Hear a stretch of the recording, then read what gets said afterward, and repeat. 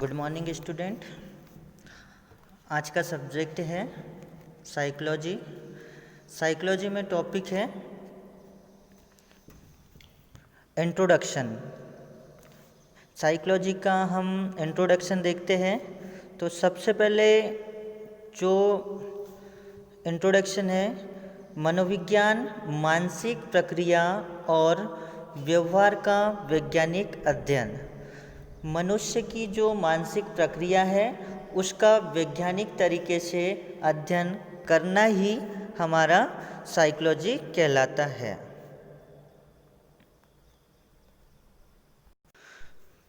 तो इसमें देखते हैं कि प्रत्येक मानव अलग अलग तरीके से व्यवहार करता है। अपने दैनिक वार्तालाप में कई बार वो टिप्पणी करते हैं। इसमें क्या होता है कि साइकोलॉजी में विभिन्न व्यक्ति अलग अलग तरीके से व्यवहार करता है। जैसे क्रोधित होगा या फिर वो हंसेगा या वो किसी भी तरह से अपना विचार व्यक्त करता है। इन सारी प्रतिक्रियाओं का साइंटिफिक तरीके से अध्ययन करना ही हमारा साइकोलॉजी कहलाता है।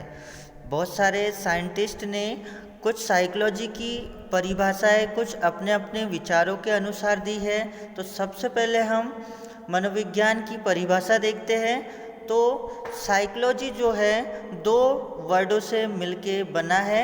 साइको मीन्स होता है मानव मन, एवं लोकस मीन्स होता है अध्ययन करना। तो दोनों शब्दों को हम मिला के इसका मीनिंग निकालते हैं तो होता है साइको मानव मन का साइंटिफिक तरीके से अध्ययन करना मनोविज्ञान कहलाता है। नेक्स्ट देखते हैं मनोविज्ञान की प्रकृति। मनोविज्ञान की प्रकृति वैज्ञानिक है क्योंकि यह स्वीकार कर लिया गया है कि यह मानव मन और व्यवहार का विज्ञान है।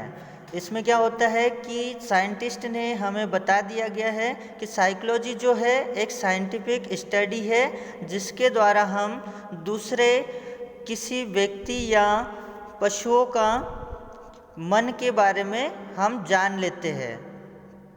तो इसमें फर्स्ट आता है मनोविज्ञान एक विज्ञान है।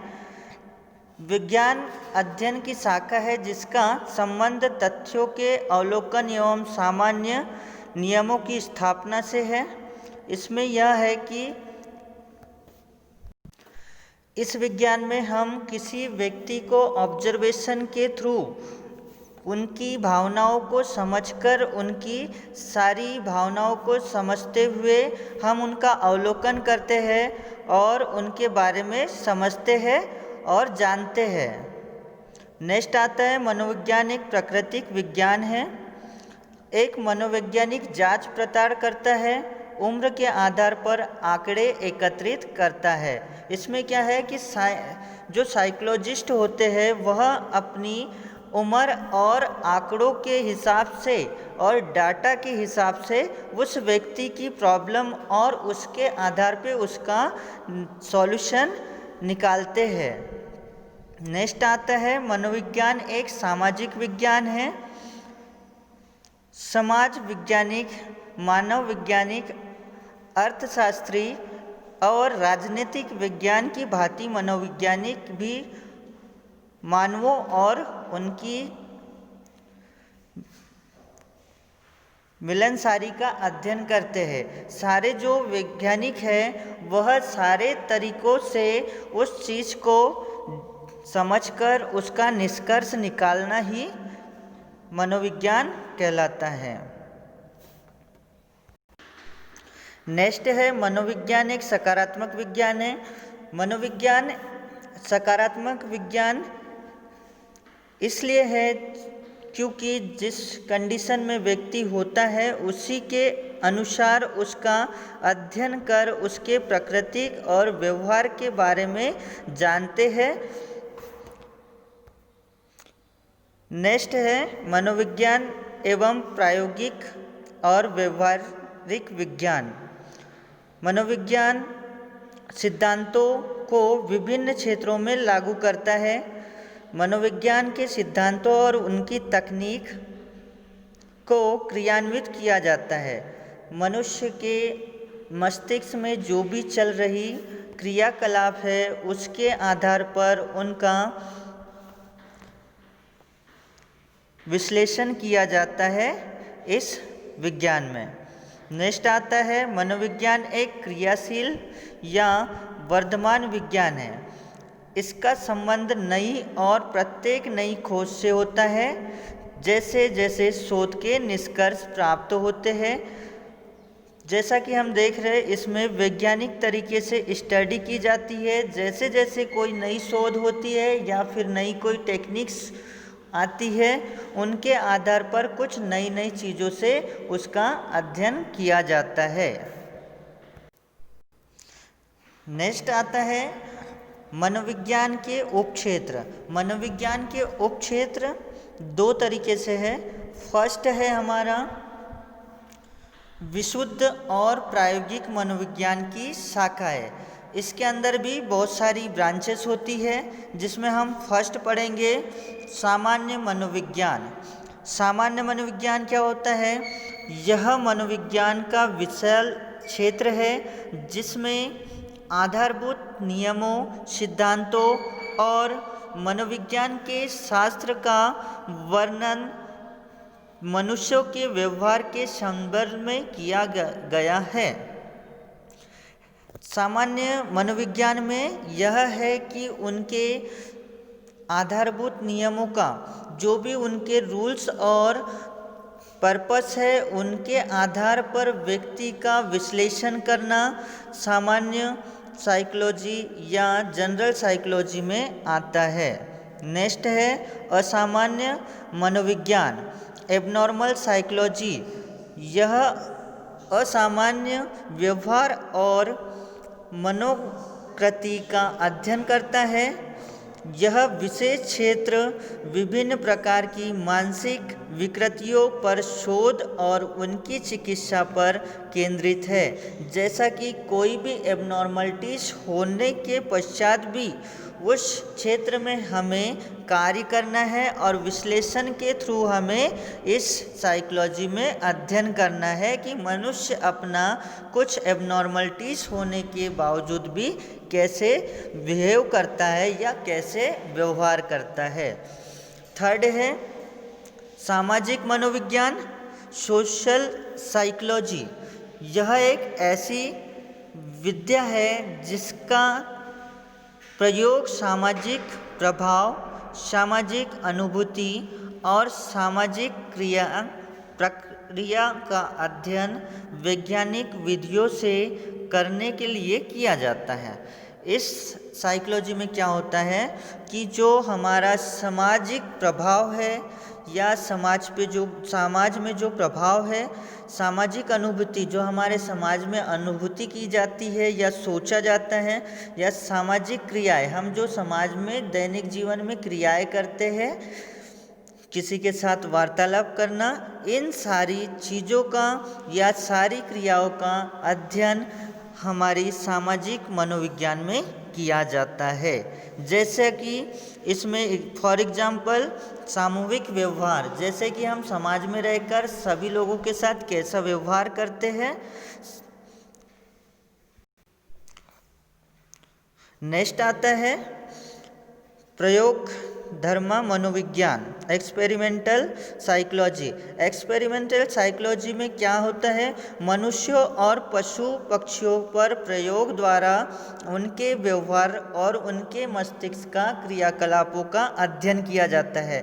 जैसे कि मनुष्य और जीव जंतु या पक्षी है, उन पर प्रयोग कर उनके मस्तिष्क का अध्ययन करना और उनके बिहेव का अध्ययन या उनके व्यवहार का अध्ययन इस साइकोलॉजी के अंतर्गत किया जाता है। नेक्स्ट आता है शारीरिक वृत्तिक या जैविक मनोविज्ञान। इसमें मनोविज्ञान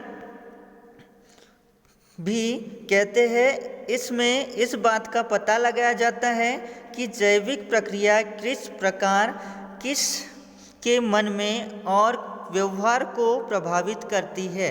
जैसा कि इसमें जो मनुष्य है उनके मन का जो क्रियाकलाप है और उनका जो व्यवहार है, उन सारी चीज़ों का पता लगाया जाता है।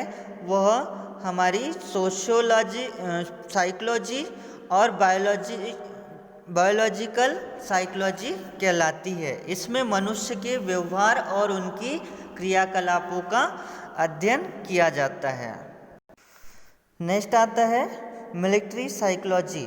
इस साइकोलॉजी में हमें वैज्ञानिक तरीके से सैनिकों का उत्साह बढ़ाने हेतु किन किन क्रियाकलापों के द्वारा उनको सपोर्ट प्रोवाइड करना होता है, इन सारी चीज़ों के बारे में हम मिलिट्री साइकोलॉजी में पढ़ते हैं। नेक्स्ट आता है आपका राजनीतिक मनोविज्ञान, पॉलिटिकल साइकोलॉजी। बहुत सारे जो पॉलिटिक्स लीडर्स होते हैं वह अपना किस तरीके से, किस ढंग से लोगों के बीच जाकर उन्हें अपने ओर अट्रैक्ट करते हैं, उनकी बातों से उन तकनीकों और उन सारी चीज़ों का अध्ययन करना पॉलिटिकल साइकोलॉजी में आता है। नेक्स्ट आता है स्कूल मनोविज्ञान। यह शाखा शिक्षण प्रणाली के अंतर्गत बच्चों के भावात्मक, सामाजिक और शैक्षणिक मामलों में मनोवैज्ञानिक सिद्धांतों के प्रयोग पर बल देती है। जैसा कि स्कूल में छोटे बच्चों के भावों को समझकर उनके तरीके से उन्हें मैनेज करना ही स्कूल साइकोलॉजी कहलाती है। नेक्स्ट आता है प्रायोगिक मनोविज्ञान की शाखाएं, branches of applied psychology. First आता है इसमें शैक्षणिक मनोविज्ञान, एजुकेशनल साइकोलॉजी। यह शाखा शिक्षा संबंधित स्थितियों में मनुष्यों के व्यवहार को जानने के लिए मनोवैज्ञानिक सिद्धांतों, शास्त्रों और तकनीकी का उपयोग करती है। इस ब्रांच में क्या होता है कि शिक्षा के क्षेत्र में हम मानव कैसा व्यवहार करते हैं और उनके साइंटिफिक तरीके से उनका अध्ययन करना, मनुष्य कैसे अपना बिहेव करता है शिक्षा के क्षेत्र में, उन चीज़ों का साइंटिफिक तरीके से अध्ययन करना इस ब्रांच के अंतर्गत आता है। नेक्स्ट आता है रोग विषयक साइकोलॉजी, क्लिनिकल साइकोलॉजी। इसका विषय मानसिक असामान्यताओं की शिक्षा, निदान और निर्धारण पर केंद्रित किया जाता है। इस ब्रांच के अंतर्गत व्यक्ति के मानसिक एबनॉर्मलिटीज़, मानसिक जो समस्याएं हैं उन पर ध्यान देकर उनका कैसे हम निदान कर सकते हैं, कैसे सॉल्यूशन निकाल सकते हैं, उन सारी चीज़ों का इस साइकोलॉजी के अंतर्गत अध्ययन करते हैं। नेक्स्ट आता है आपका औद्योगिक संगठन मनोविज्ञान, इंडस्ट्रियल ऑर्गेनाइजेशन साइकोलॉजी। यह मनोवैज्ञानिक की ऐसी शाखा है जिसका संबंध उद्योग, उनके कार्यों, कर्मचारियों, अपने उत्पादों की उन्नति आदि के साथ है। जैसा कि इस साइकोलॉजी में हम पढ़ते हैं कि कोई इंडस्ट्रीज कैसे अपने कर्मचारियों तथा अपने कंपनी से या फिर इंडस्ट्रीज से निकला हुआ उत्पाद है, हम उनमें कितना और बढ़ोतरी कर सकते हैं, उस तरीके की सारी चीज़ों का अध्ययन इस साइकोलॉजी के अंतर्गत किया जाता है। नेक्स्ट आता है कानून संबंधी मनोविज्ञान, लीगल साइकोलॉजी। इस शाखा के अंतर्गत रोगियों, अपराधियों, गवाहों आदि के व्यवहार को जानने का प्रयत्न किया जाता है। जैसा कि कोई रोगी है या फिर कोई अपराधी है या कोई विटनेस है, उनके व्यवहार को ज्ञात कर या उनके व्यवहार को ऑब्जर्वेशन कर हम उनकी क्रियाओं को देखकर पता लगा सकते हैं या फिर जान सकते हैं कि वह क्या कहना चाहता है। उन सारी चीज़ों का इन साइकोलॉजी के अंतर्गत अध्ययन किया जाता है।